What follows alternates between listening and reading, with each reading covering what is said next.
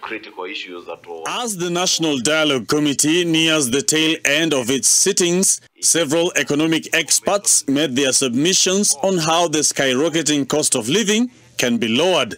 The Controller of Budget, Margaret Nyakango, in her submissions, revealed some government measures she believes have led to the high cost of living, lifting the lead on deep-rooted economic blunders by the government. Poverty. One of the thorny issues raised lingered around budgeted corruption. Nyakango says that compensation from the Consolidated Fund Services for all state officers was exaggerated 3 times, raising questions whether the austerity measures the government says it has put in place will work. I found out that my salary was budgeted at 3 times what I'm paid.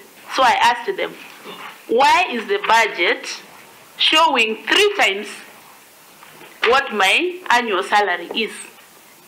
And it was like that for all the state officers. What was the answer, madam? Chairman, I have not received the answer to date.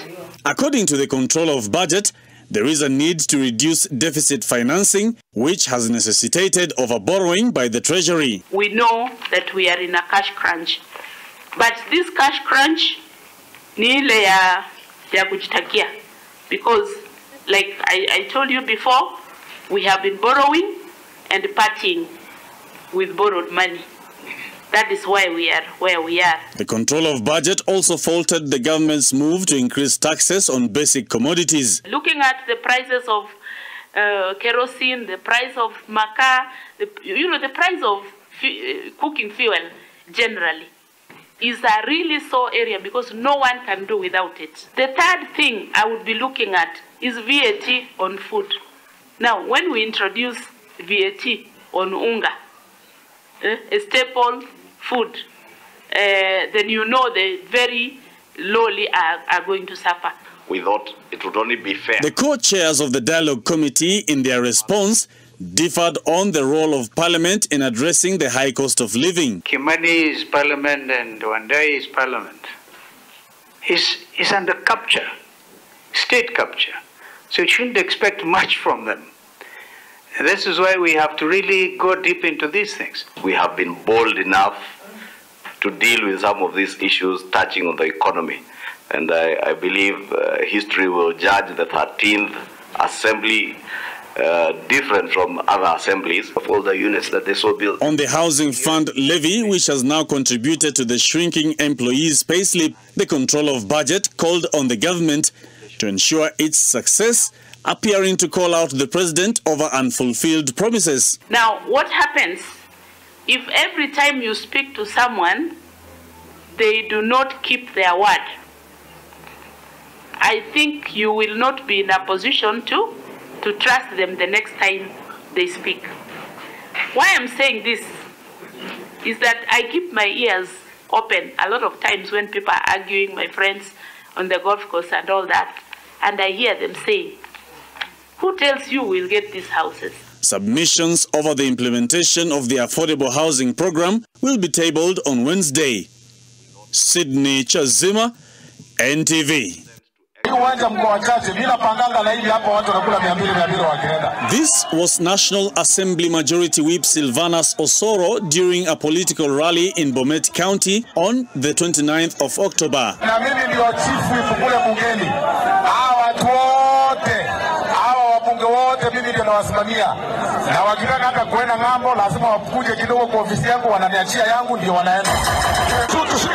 His remarks caught the attention of the EACC, which now wants him to appear and record a statement over what it considers as a serious breach of ethical and integrity requirements governing the conduct of state officers. But in his response, Osoro, through his advocates, states that the claims are false and baseless, and he is yet to receive the letter. He now says he wants to know why the agency is addressing him through the media. The South Mugirango legislator claims there is no plausible material that has been laid before him, blaming his woes on a political foe he claims has been piling pressure on certain EACC officers to persecute him.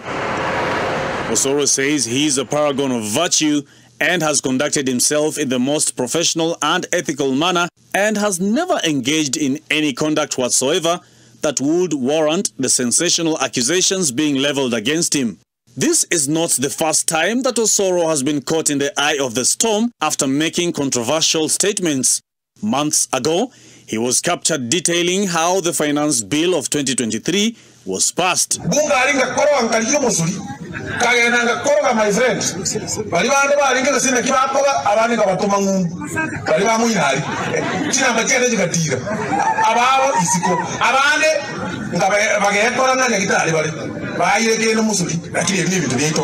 ati nilisema ati wabunge wa opposition na nilisema kwa kikisi ati nilinunua wabunge wa opposition, serikali ilinunua wabunge wa opposition wakapigia finance bill. Mimi niliongea kwa kikisi, nyinyi mlisikia wapi? Haya, na ile kitu nilisema ni kawaida, nilisema ya kwamba wabunge tulikuwa na wao kule bungeni tukakunywa soup kwa kikisi. Baada ya kukunywa soup, tangu siku gani jina soup iligeuka ikakuwa pesa? Mimi ni soup. Osoro is currently in Zambia on official duty. The EACC wants him to appear before it on Monday, the 6th of November. Sydney Chazima, NTV. Sydney, I'm now channeling Osoro. Leo nimekujenga. Sinizo ni story mbili nimebeba zako. Rusha kitu. Anyway, kidding. I told you I was channeling Osoro's spirit. But Nurdin Hagai, so Osoro wrote a letter to the EACC responding to, he says he has not received the formal communication from EACC that requires him to appear before them on the 6th to provide some clarity on his statements. Because they say it violates section 4, I think, of article what? I'll put it up, as I pull it up. So he says he has not received any formal communication, but whatever is being bandied about, he said he does not know anything about because he is a paragon of virtue. Is he playing mind games? You know, first and foremost, as Coolio would say, Kenya is the gangster paradise. R.I.P. Coolio. The sad reality. Because right before the Osoro story, we've just seen the story from the control of budget, where she talks about her salary. What is written and what she gets, two different things. She's even questioning whether people get the houses. And then you look at the country we live in, you ask yourself whether things are done the right way. So now he's telling us that he's a paragon of virtue and that whatever he said, he's trying to say is misquoted. So he's playing a shaggy and saying it wasn't me. The sad reality is that it's not the first time. There was the soup issue that was just played. Now there's this issue. And this latest incident was very demeaning. You don't tell the citizens, nyamaza, nionge, niwalipe. What is that? Ati mimi napanga watu napatia 200. As in, that is very demeaning. And that is why we ask questions. What happened to chapter 6 of the Constitution? Leadership and integrity. You see, that part of the Constitution is dead. Because the leaders we have there are clowns. And that is why we experience this circus every other 5 years. So the citizens have to ask themselves, a person who's elected to represent you, to oversight and legislate on your affairs, tells you on a podium how he is an enabler to corruption, courtesy of people seeing him before they go out. Those are his words, not mine. Wananiachia kitu. Then he'll come and say, kitu ameachiwa, labda ameachiwa. He'll come up with some flimsy excuse. But at the end of the day, before we know it, goldfish memory, a new scandal will arise and we'll forget about this thing. The same way we forgot about what he said about the finance bill. So heads need to roll, sadly. But now we are seeing it's turned political. A certain RG, we don't know who RG is. We don't know who that is. Actually, yes, that's what he stated. A certain RG is after him. I don't know if RG had his voice, if RG had the microphone to his mouth, if RG had a gun to his back telling him say this with a script. I believe whatever he said, that RG wasn't there. So whatever you're going through in your political sphere or life, that's your business. What you utter out here holds some level of value. So if Parliament has become a place that is a corruption zone, it's no longer free, it's a corruption zone, then we might as well just disband it. And that is not just anybody speaking. He's not just a member of Parliament. He's a whip. So you ask yourself, so is that what the whipping he does? Does he enable corruption? Is that what we're going to sit here as Kenyans and accept and laugh? And then catastrophe of goldfish memory, it trends for a day or two, then we move on to the next clown that will come up with the most ridiculous things. So we need to rise above certain issues, and heads need to roll. Chapter 6 needs to breathe some life into it. And the only way we can do that is like, if people like this, it's not just about caution. We need to understand, so naya nakupea kitu, na nakupea nini? It's you and that person, the enabler and the one who's giving. Because at the end of the day, the one who gives is also corrupt at the end of the day, if it's about corruption. So let's just not laugh about it. It's like how people laughed about Mambo Matatu and it became a joke. It wasn't a joke. There are things we take for granted in this country until things start happening or spiraling, and then we ask ourselves, how did we get here? So this is very unfortunate, but as we rightfully know, he is in a circle where there's proximity to power. And you know, in Kenya, when there's proximity to power, nothing happens to you. But if you're in the cold, that's when a Subaru is in your backyard every other day. So you're playing Formula 1. You either run or they come and take you, and they take you far. They can take you from Nairobi and take you to a kichaka somewhere to try you. So proximity to power protects them, sadly. And if this is the corruption that the government is fighting, congratulations, they have won. And I'm sarcastic. All right, before Nuruddin Hagai's and Kidi Mwaga's learned friends come for my neck, section usually refers to acts, not the constitution, Yes. constitution, the articles. Yes. But so the section they reference in their letter to Osoro is section 3, and that is the EACC is section 3 of the Ethics and Anti-Corruption Act, 2011, pursuant to Article 79 of the Constitution, with the mandate to combating and preventing corruption and unethical conduct in Kenya. Kidi Mwaga kidogo, even with the ulisikia wapi? Ndo anatuliza sasa, ulisikia wapi? Olive, when you can talk about chapter 6 and especially speak about its importance in the context of inability to sire, without speaking about Kibaki's cabinet during the Grand Coalition, because it is Kibaki's cabinet that killed Chapter 6 by making sure that they enacted a Leadership and Integrity Act that was so watered down that could not live up to the promise of Chapter 6 of the Constitution. And the person who was seated in the seat of the Ministry of Justice and Constitutional Affairs then is now a very eminent Azimio principal. I think as they are sitting at the bipartisan talks, those are self-reflections that I guess he might want to have and suggest ways on how we inculcate values that are going to liberate this country from the that state capable and under the shield of presidential privilege. You see that young man called Osoro, and the way, number one, I don't like how he wants to speak about so many things, because I believe leadership comes with responsibility. And part of the responsibility is to know what to say. So that even when he suggests that he was speaking in Kikisi, and now other people could not hear what he was saying, I come from Migori. I went to school in schools where kids were there. I speak, sufficient Kisi. So I could follow word for word what he was saying in that other clip. And so this is a classical case of the bureaucratic side of state capture. President Ruto has got his work cut out for him. One, because when this government was coming to power, its opposition, its competitors, accused it of being the poster child of corruption. So the president has got to prove his critics wrong. I attempted to write an article to that effect, but that I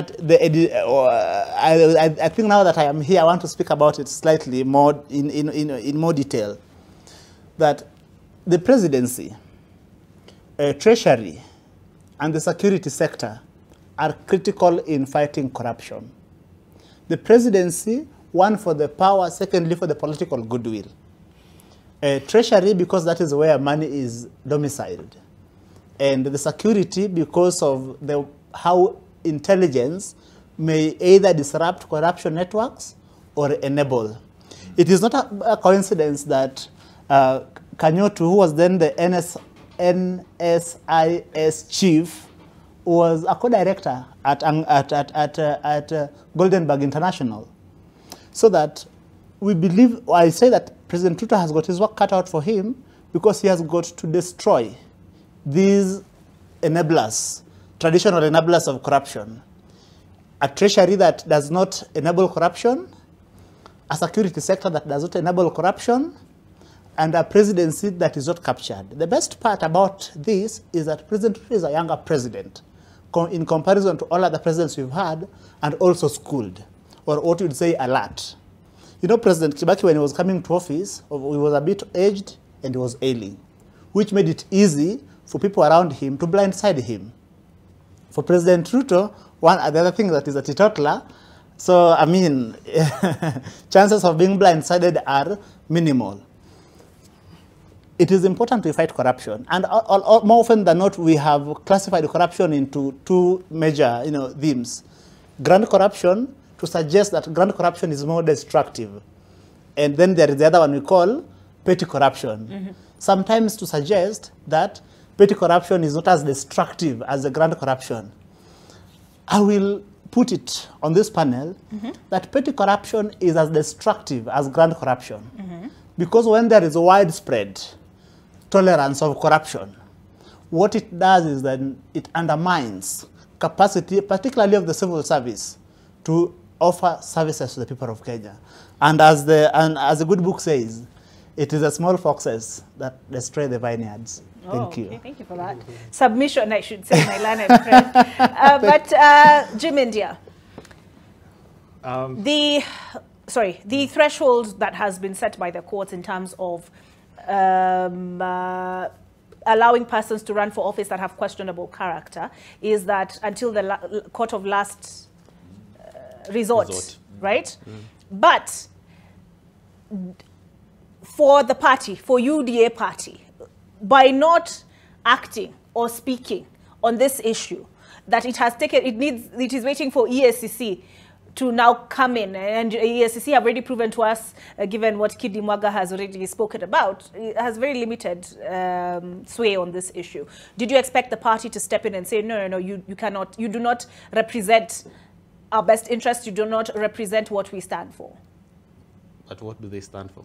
It's a good one.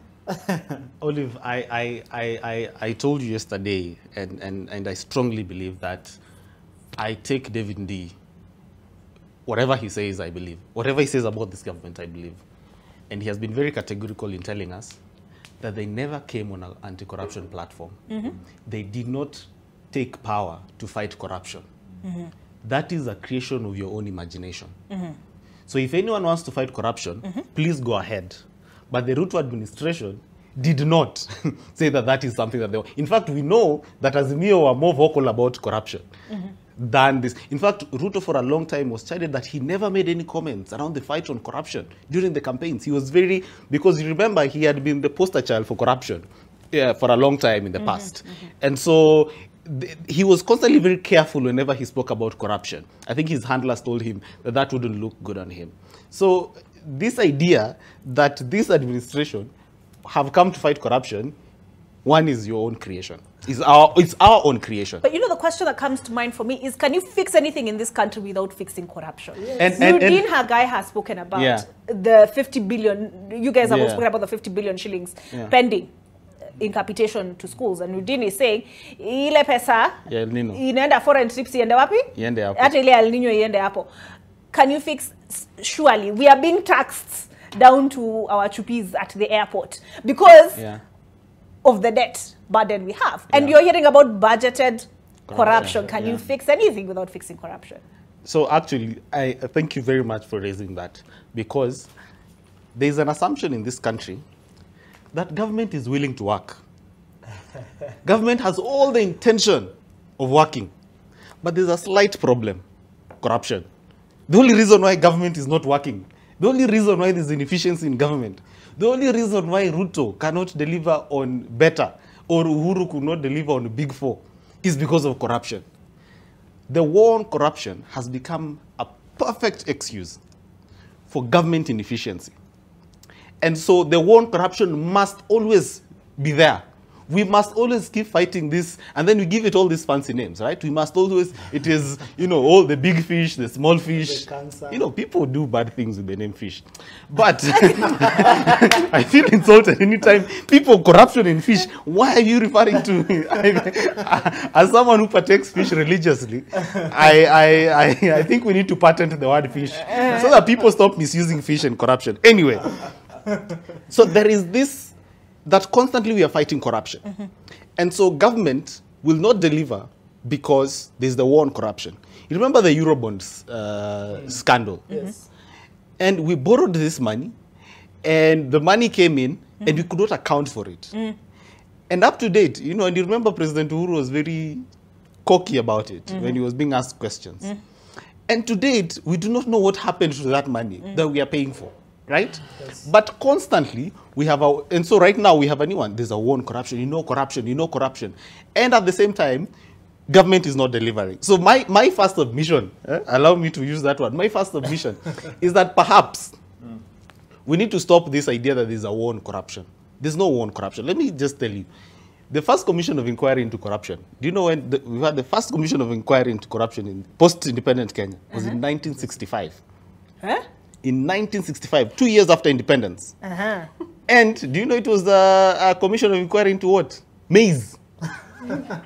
So maize has had a very long history in politics and corruption, because we are still, in our look, are still dealing maize up to date. So in 1965, the then Minister for Cooperative and Marketing, Paul Gay, there was an issue around maize where he had allowed, like Nani Kidi was saying, that repurposing. He had allowed his wife to do some business with government, and then we formed a commission of inquiry. That was the first commission of inquiry. And since 1965, every time there's an issue around corruption, we form all these commissions of inquiry, we form all this task force, we form all these bodies, and then, you know, the constitution came and said, let us now have the EACC.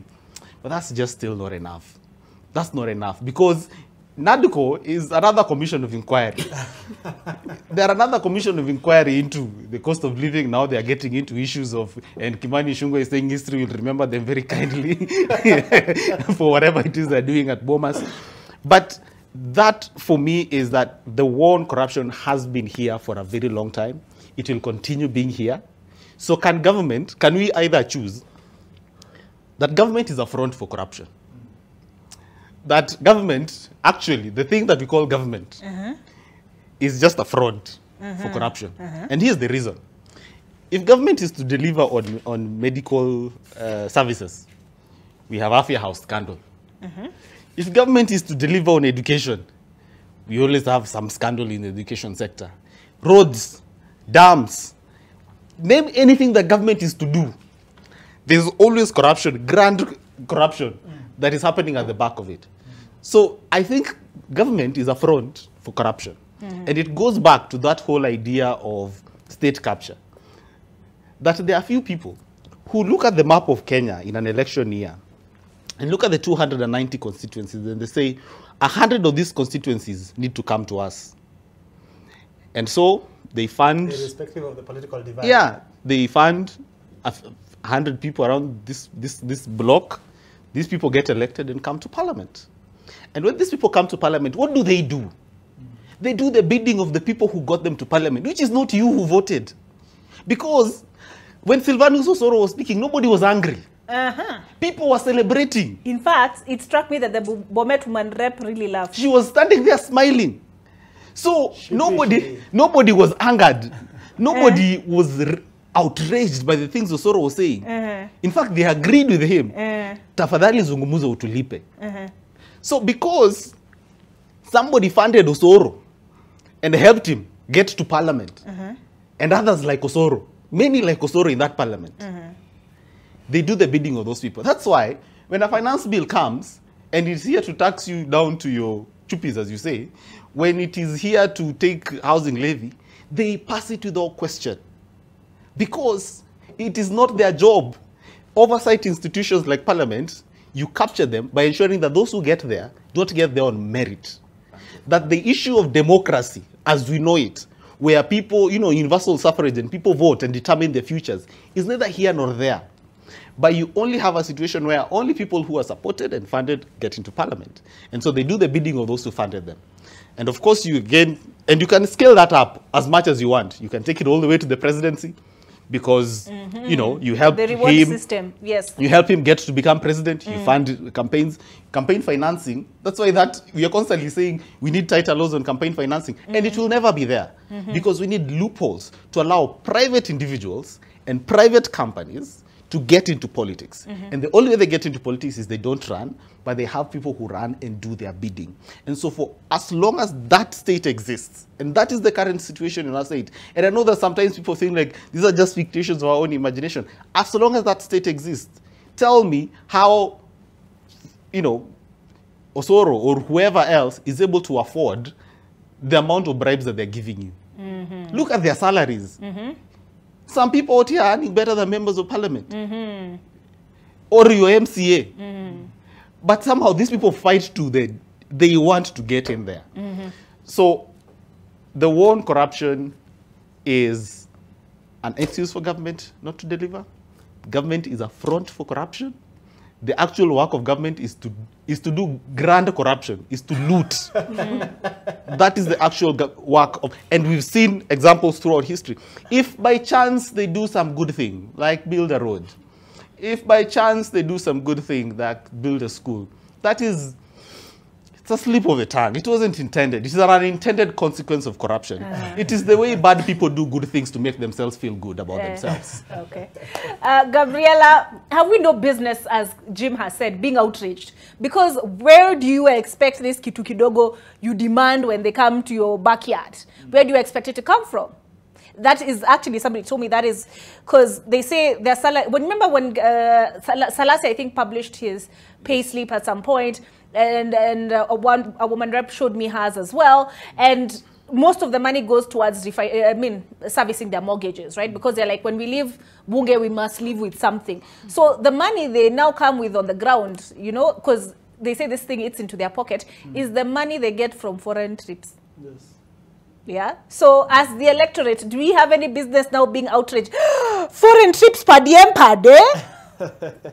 And now Osoro, is Osoro just being a truthful man? I think, despite Osoro, it came out innocently. He was defending himself, how rich he is. And that is a confirmation how deep-rooted corruption is in our society. If you expect MPs to legislate and put measures to combat corruption, and he's speaking like that, does it make sense? Yes. Yesterday, here on NTV, I think NTV, Ekurokoto was here. Yes, he was here. He said, MPs don't read these bills. They just ask, when do you want it passed? And how much am I getting? They go vote according to how president is, or those whips. No, the president told us Parliament is doing a very good job. Of course it is. Of course. Of course. In doing what? In whose opinion? Passing bills. Passing bills without reading. They don't know what is there. Osoro has just confirmed how deep-rooted corruption is. And it's not Osoro only, but it's in all sectors. When you go to Ministry of Health, inalete madawa. But ukienda hospitali, you are being told, go to, this medicine is not there, go to this pharmacy, our clinic, near daktari. Kiamiba kwa hospitali.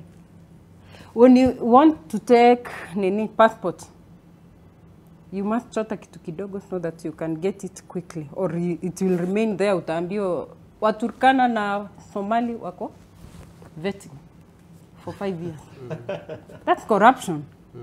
But when you hear people speaking about corruption, they only speak about policemen taking corruption. But corruption is there.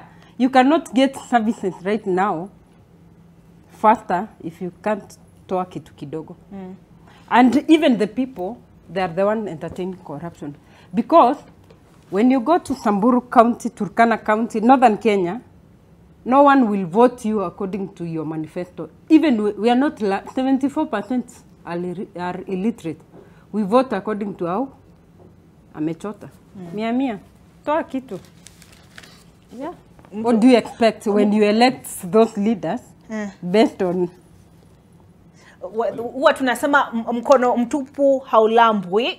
So, sorry, the government is really pushing for digitization in the civil service, the use of one M-Pesa till number, you know, aside from all the rest, in order to streamline the sector. But do they have the moral authority? Wao wanakula yao huko juu, huko chini wanataka kufunga mifereji. You see what's interesting, the same government is telling us to kaze mishipi.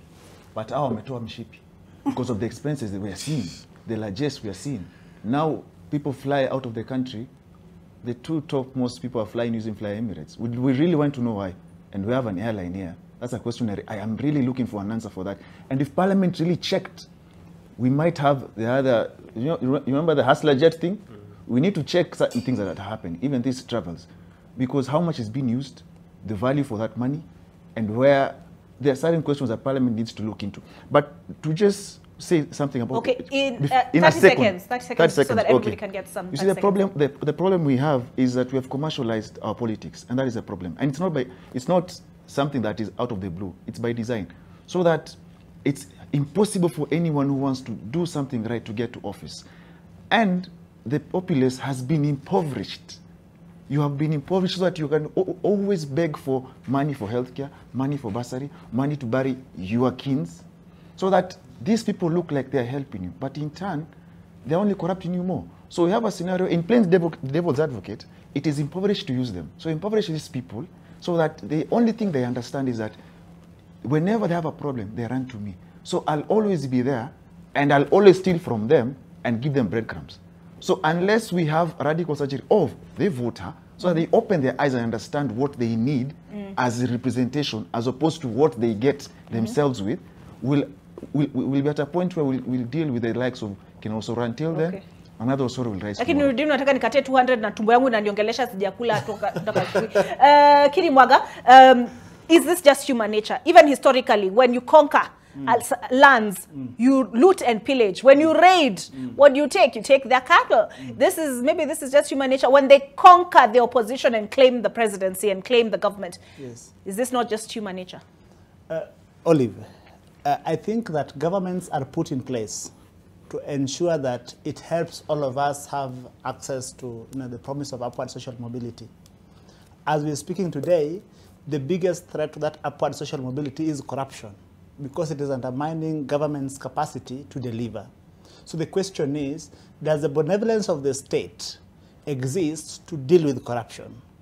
And I think I will concur with my brother India by saying that because of the unholy alliance between corruption and politics, where people get into politics and then they redistribute themselves to, gut national resources, to, pillage, to build war chest for the next election, makes it very difficult for government to deal with corruption.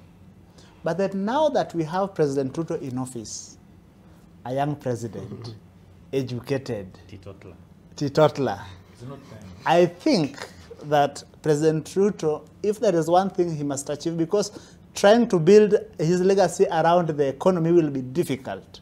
The fundamentals of the economy are in tatters.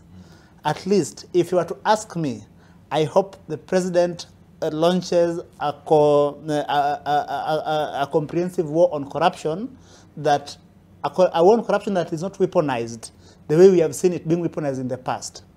You remember he has a new... So, Kidi, I'm going to have to stop you there. Wait. He has a new DPP, he has a new AG, and, these two institutions are very critical in the war against corruption. I hope they do a better job than the previous administration. Thank you. All right, please allow me, Jim, last word on this one. Can Osoro stand up and speak the way he's speaking? Because we love bad boys. We love when we see Mike Sonko go to, I don't know, some whatever vendor and buy Uhuru Kenyatta birthday alcohol worth 1 million. We don't ask hizo pesa zilitoka wapi. We love when Zahir Jada shows us on Facebook. He can show us on Facebook akona suitcase. And ilikuwa dollars ama ilikuwa shillings, I can't remember. And we love these bad boys. They can. I mean, they can. I mean, if the question is, can they? Yes, they can, because, you know, they have the freedom of speech and they can misuse their phones and internet and do whatever the hell they want. But my submission is that this system is not working, will not work. There's nothing new that President Ruto is going to try that the last couple of presidents have not tried. The bucket is leaking, so we need to shut the tap, throw away the bucket, and re-engineer the system. I do not, elections are not our solutions, because even elections in themselves are corruption zones. Chicken gets scandaled. Captured and compromised. So there's no point. Let's break it all down. Bring the whole house of cards tumbling. Yes. Let's start afresh.